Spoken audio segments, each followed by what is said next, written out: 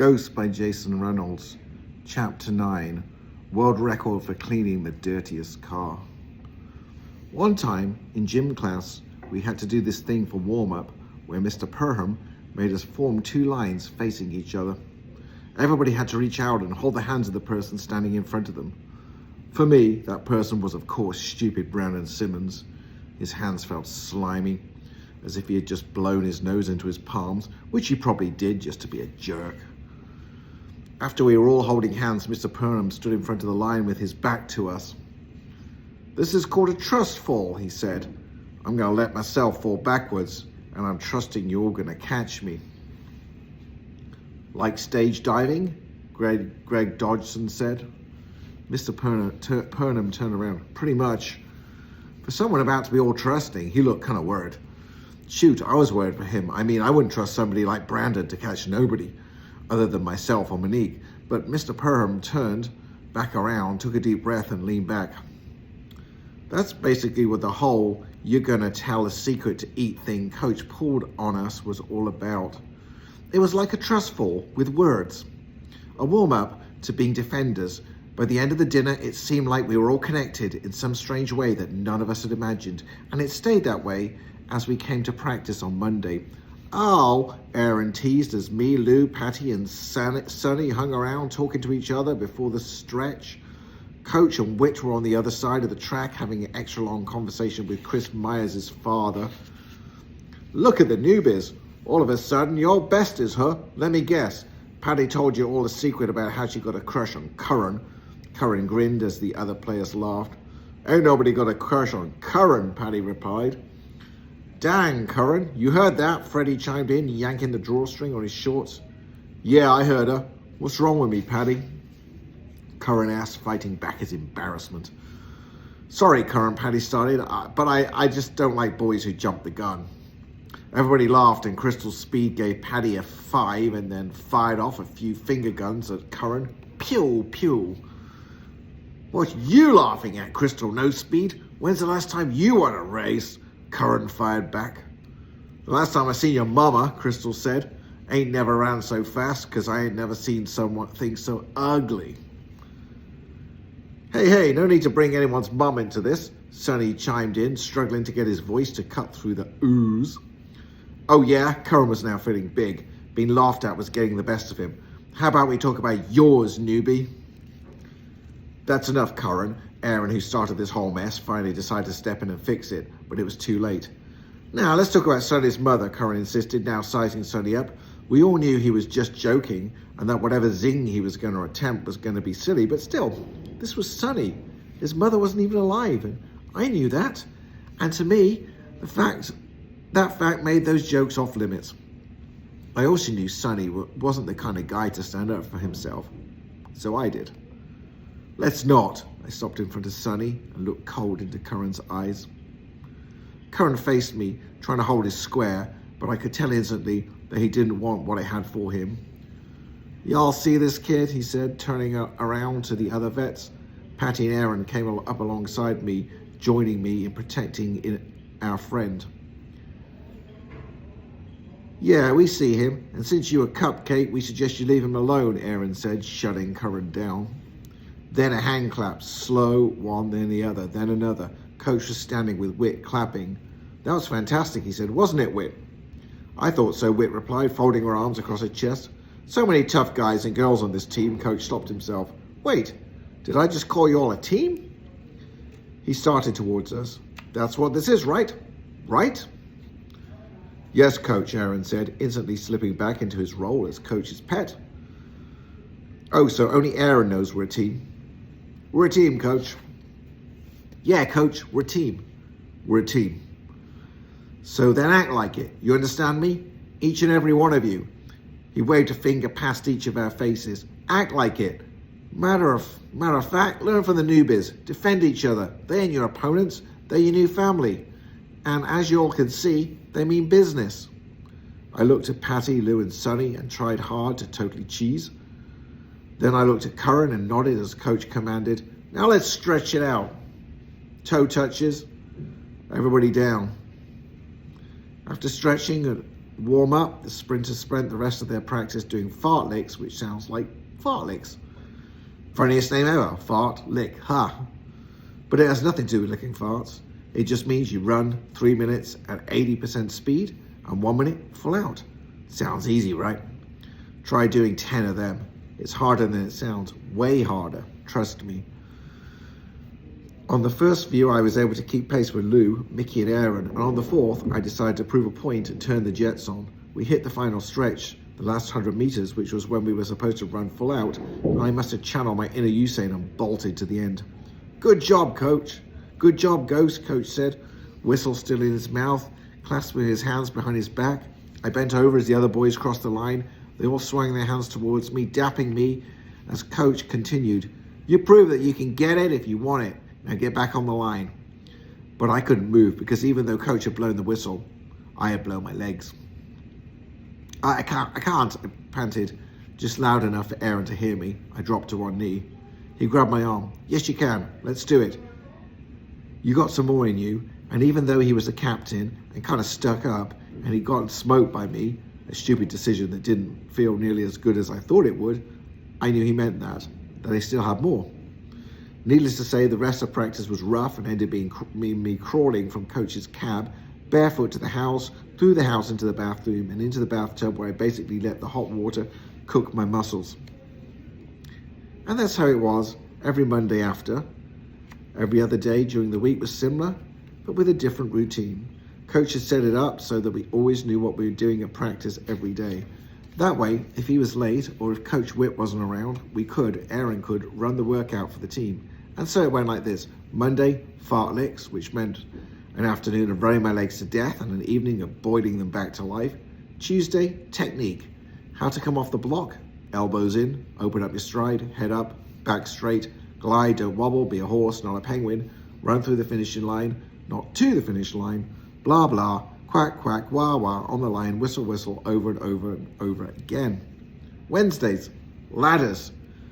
4, 3, 2, 1, 1, 2, 3, 4, also known as don't eat a big lunch day.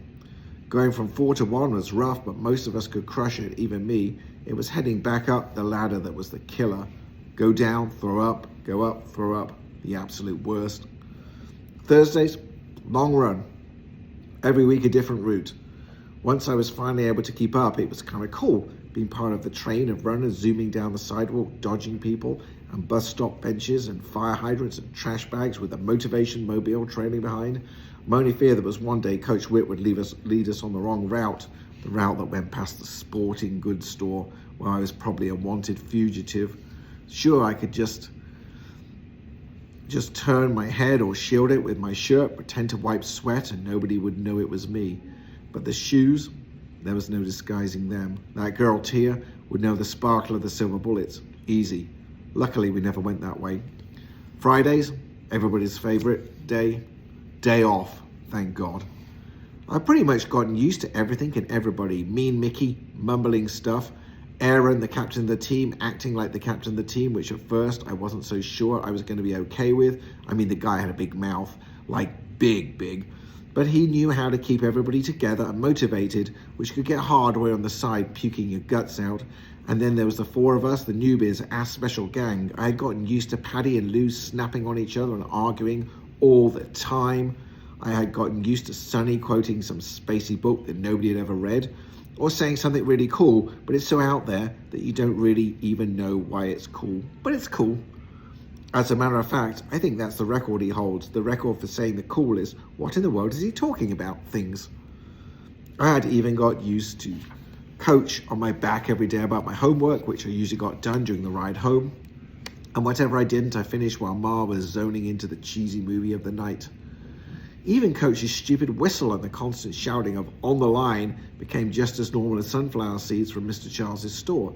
I had got used to it all, and I was pretty much sure that they had all got used to me. So everything was cool. Maybe the coolest it had ever been. But Uniform Day changed everything. Uniform Day was the day when Coach was going to give us our jerseys and shorts. He had been talking about this day for 2 weeks, going on and on about how Uniform Day was important because it meant you were officially on the team. It was the last piece to the puzzle, and I wanted that piece. I mean, I had traded running in my jeans for a pair of cut-off scrubs I got from my mom, but that was like running in a pair of drawers. And when I got to sweating, man, straight up gross. So a uniform sounded amazing. An actual uniform. Just like basketball teams, except for a track team, yes.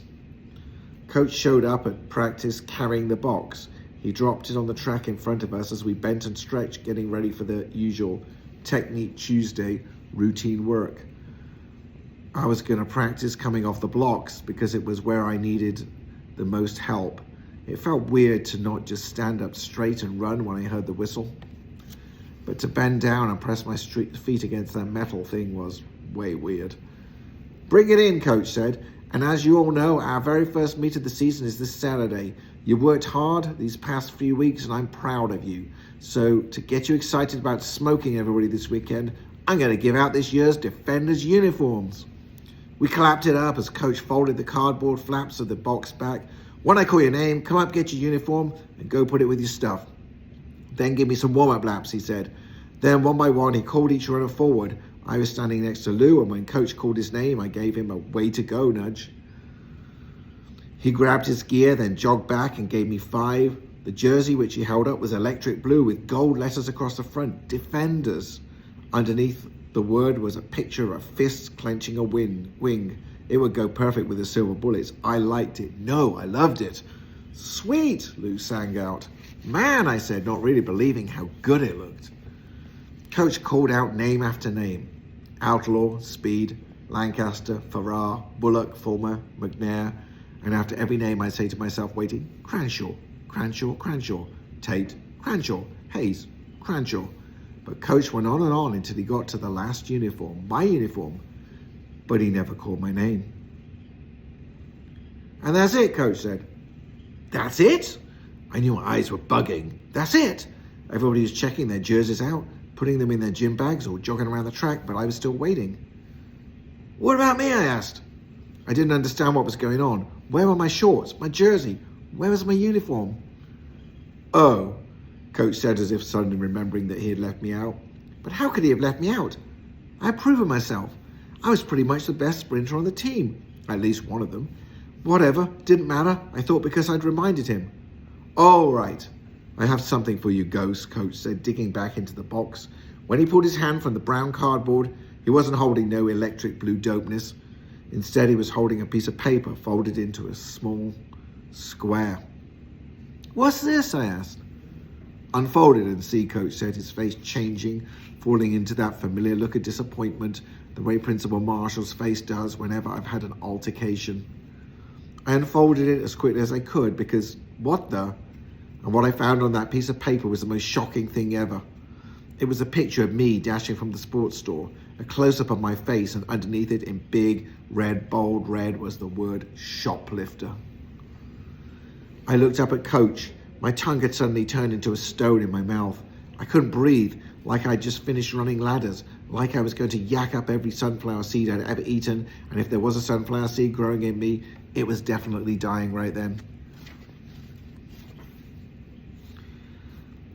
I went to pick up the uniforms at the sporting goods store, and guess whose photo was taped to the window? I didn't say nothing. I couldn't. Guess, Coach insisted, forcing me to say it, but I just couldn't. He snatched the paper back, ripped it into a confetti. That's your uniform, Coach said, holding his hand open so as I could see the white confetti. And since you can't wear this, he turned his hand over and let the paper fall to the ground like awkward snowflakes. You can't run, so take your silver shoes and have a seat. Wait, Coach. Sit, he shouted, pointing at the wooden bench.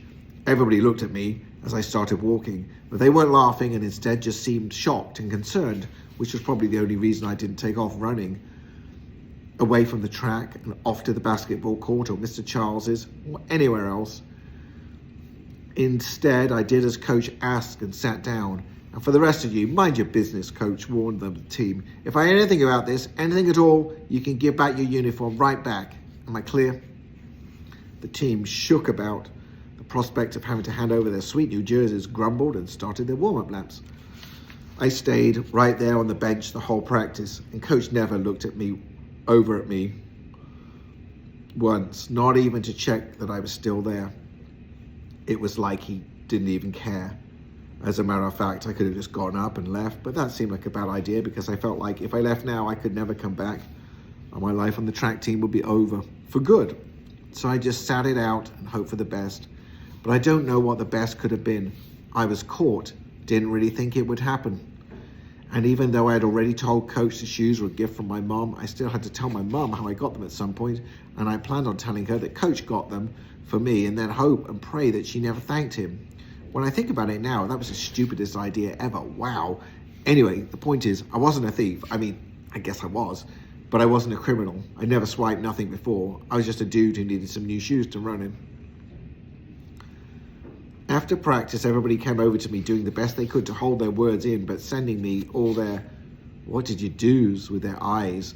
They each gave me fives as they left, and it was like they were giving me my final five, the one that said, "We don't know what's about to happen to you, but hold your head up." The one before I'd have to walk the plank.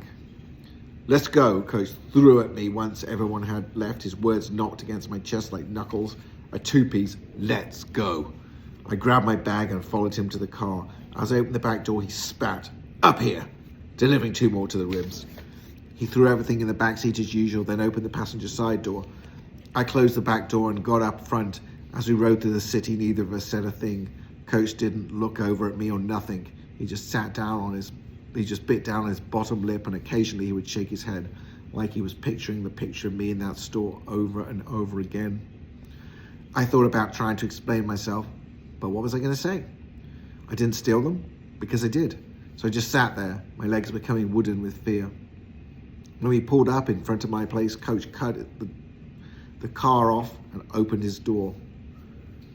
"Where are you going?" I asked, because he never got out of the car except the time he had to ask my mum if I could go on the newbie dinner, but that had been weeks ago. The routine was he pulled up out front, dropped me off, waited for me to get inside, then pulled off, but he never ever got out of the car. "What do you think I'm doing, Ghost? I'm going to tell your mother what you did." "Oh no!" I fumbled at the handle, trying to get the door open, and scrambled out of the car.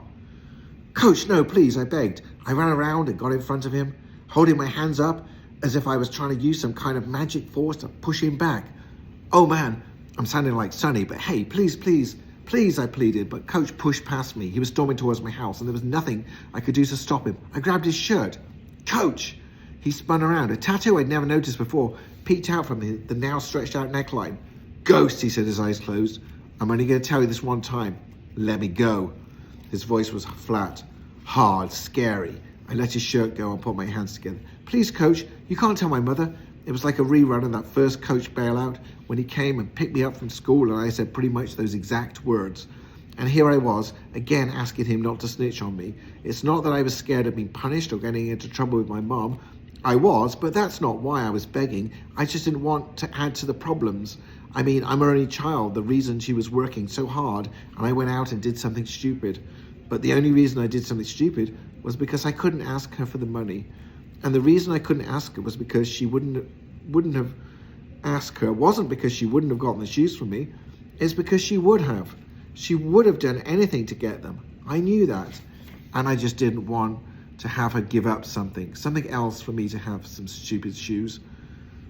And now, because I stole them, she would be more disappointed that I didn't come to her and feel even more guilty.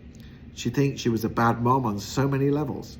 But I couldn't just tell Coach all of that. I didn't have the time. So I fell to my knees and pressed my hands together. "Coach, please, I know I messed up, but please, Coach."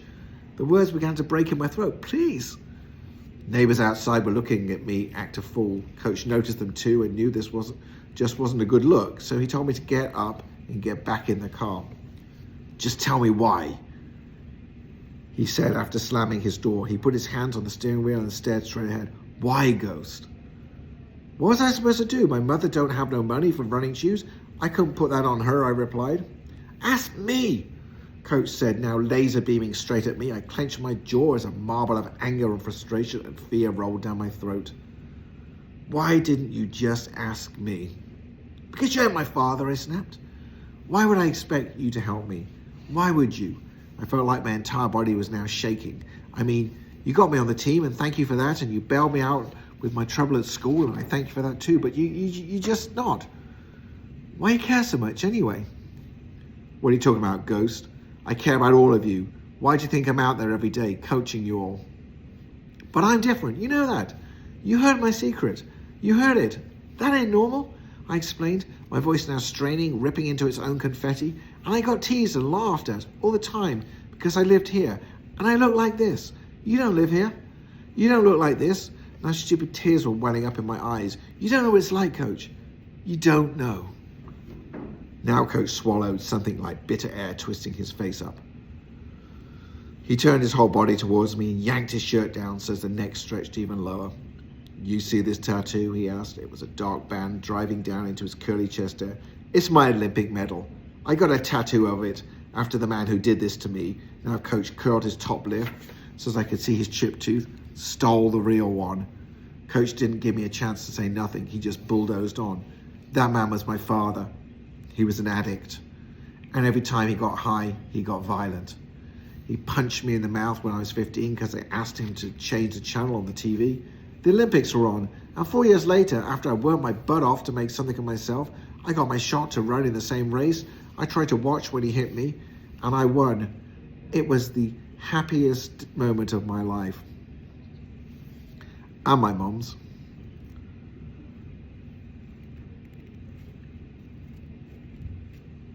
And I think even my dad's. But 3 weeks later, Coach paused, swallowed another dose of the bitter air, then continued. 3 weeks later, he sold my medal for a $20 high, and that was his last high. He overdosed right over there on those steps. Coach pointed to a building a few buildings down from mine. Then he started tapping hard on the dashboard, because that's where we lived. That's where I grew up. So don't tell me what I know and don't know, Ghost. I sat frozen in my seat. You from Glass Manor? I asked softly. Coach nodded. That's how I know Mr. Jefferson, he explained, which made a lot more sense to me now. So I know what it's like to live here. I know what it's like to be angry, to feel, I don't know, rage on the inside. Coach's face seemed to relax a little, like he was cooling down. And the same thing running did for me, I felt like it could do for you. But he looked out at the front window and shook his head. But maybe I was wrong.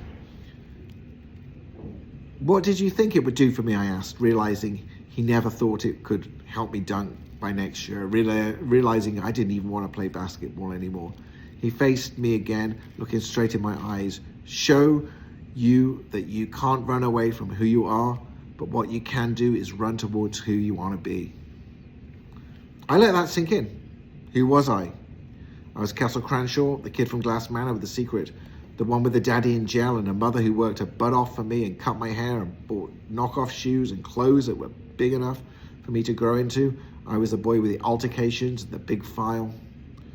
The one who yelled at teachers and punched stupid dudes in the face for talking smack. The one who felt different and mad and sad. The one with all the scream inside. But who did I want to be? Well, that was harder to answer. I wasn't exactly sure yet, but definitely one of the world's greatest. Do you understand? Coach asked, his head cocked to one side. Yeah, I replied sheepishly. Do you really? He was glaring at me hard. I do, seriously. I wiped my face, sniffed, then added desperately, but please don't tell my mom. Coach sighed.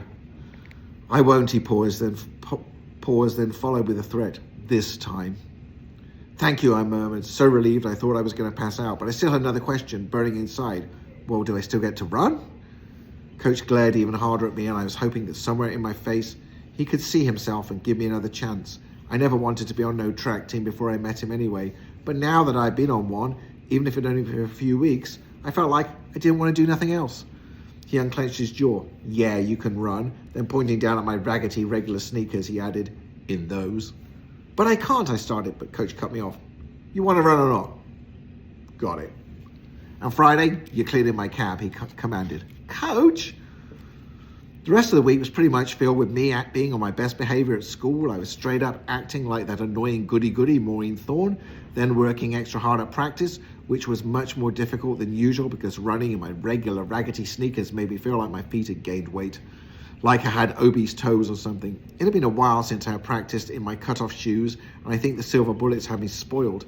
Not to mention, everybody wanted to know where the silver bullets were, and I kept making ridiculous excuses like letting them rest, and Coach working so hard at practice that I was scared I'd ruin them before the race. And then they would say something like, oh, so you're going to run, right? Or word. So You're getting your uniform, right? But they said under their breath, and I would just shut all that down by saying, shh, it's not worth talking about. Not worth you risking yours. I'm here, and I still on the team, right? That's all that matters.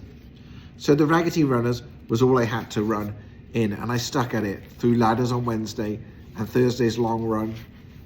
I, of course, was now a step behind Lou, who was blazing around the track like it was nothing, doing everything he could to secure his spot as the lead sprinter. I mean, we both were sprinters, and Aaron and Mike, but Mike was going to run the 800 and the 400 just because me and Lou were both faster than him in the shorter sprint races. And Chris Myers, who ran the 800, his father took him off the team because his grades were slipping. Aaron was going to run the 400. He was the master of it. Like, seriously, could burn anybody. And between me and Lou, one of us was going to run the 200 meter and one of us was going to run the 100 meter. Now, here's the thing. The 200 meter was a good race, a hard sprint, but it wasn't as, I don't know, as glamorous. No, that's not the word. The 200 wasn't the main event. The main event was a 100 meter dash. It was what Usain Bolt set the record in. It was the race. Before I got caught and coach forced me to run in my old sneakers, I had a pretty good chance of snatching that spot from Lou. Don't get me wrong, he was crazy fast, and I'd been running that race pretty much ever since he started running. But over the month of practice, my time was maybe half a second faster than his, but not during the week of slumpy cut-off shoe running, which was definitely the week that counted. But hey, it was only the first race of the season, so I figured I'd take the 200. Honestly, I'd run any of the races coach would let me. I worked my butt off and my legs and feet to earn the chance to run that race. Friday, coach made me do exactly what he said I would have to do, clean out his cab. He came over to my house after school and drove around to the back of the building where the dumpsters were. Ghost, I'm not going to lie to you, coach said, pop in the trunk. I don't know what might be in here. I wasn't sure either. I mean, the back seat was pretty much clear, just because that was the part of the car that he rode customers around in every day until he got into the car after practice. Then he put all the stuff in the front seat in the back. So the trash went from the back to the front, and front to back, fast food bags, gym bags, paper, shoes, and who knows what else. And then there was the trunk. When he popped it, I looked in there and saw the end of the world. The back seat and front seat seemed spotless. The trunk was ridiculous. Coach, this is crazy, I said, staring into what looked like a black abyss.